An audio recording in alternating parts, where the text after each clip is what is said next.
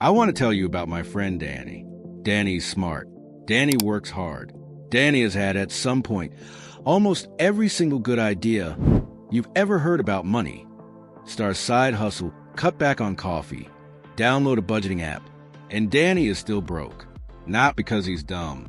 Not because he's lazy. Danny is broke because of one habit, one single pattern that quietly cancels out literally everything else he tries to do right. And here's the uncomfortable part. I bet you're doing it too, right now, without even realizing it. It's not overspending. It's not some obvious money mistake, like buying a car you can't afford. It's something so normal, so socially acceptable, that nobody ever tells you it's the actual reason you're stuck. It's this: you treat breaking even as success. Think about that for a second. Danny gets his paycheck. Bills get paid. Rent, phone, car payment, groceries. Whatever's left, maybe a little goes into savings if he remembers, and the rest just gets absorbed. A dinner out here, a subscription he forgot about there. By the time the next paycheck lands, the balance is basically back to zero, and Danny feels fine about that, because nothing bounced. Nothing went to collections.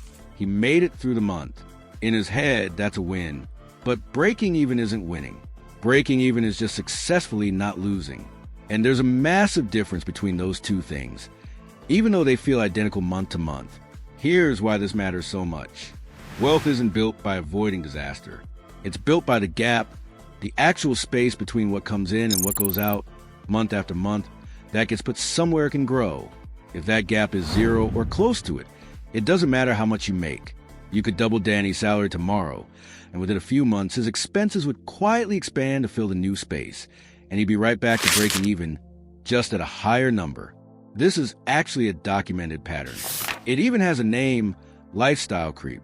Every time income goes up, spending rises right along with it, almost automatically, because breaking even becomes the new normal at whatever income level you're at. A better paycheck doesn't fix the habit. It just gives the habit more room to hide in. So let's talk about what's actually happening underneath this.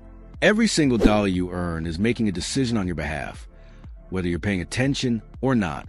It's either going towards something that grows, savings, investments, paying down debt that's charging you interest, or it's going towards something that simply disappears the moment you spend it. And if you're not deliberately choosing the first option, your money defaults to the second one automatically. Not because you're careless, because that's just what money does when nobody's told it otherwise. Danny's version of this looked like eating out 4 or 5 times a week. Nothing extravagant. Just a coffee here, a lunch there, dinner delivery on a tired Tuesday. Individually, completely reasonable.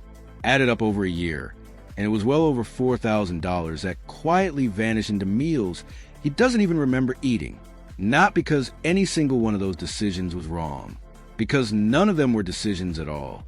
They were defaults. Here's the part that actually fixes this, and it's simpler than you'd expect. You have to stop asking, did I break even this month? And start asking one different question instead. Where did my gap go? Not how much did I spend. Where did the difference between what I earned and what I needed actually end up? For some people, that gap is going straight into a high-yield savings account automatically, the same day their paycheck lands, before they ever see the number in their checking account. For others, it's going into an employer retirement match they've been leaving on the table for years, which is, by the way, free money you're currently just not collecting. The specific destination matters less than this one requirement. It has to be automatic, and it has to happen before you have the chance to break even your way through it.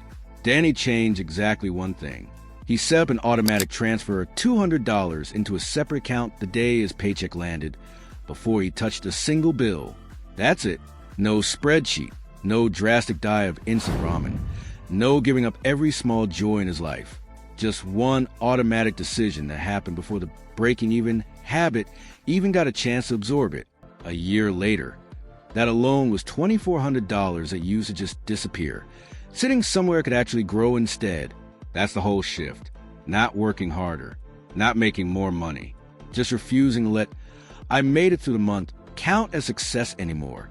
I'm not a financial advisor, and none of this is financial advice. I'm just laying out the exact pattern I watch play out with someone I actually know, as honestly as I can. What you do with it from here is up to you. If this actually connected some dots for you, hit subscribe, because next week I'm breaking down exactly how to find your own gap this month. Even if you think there isn't one,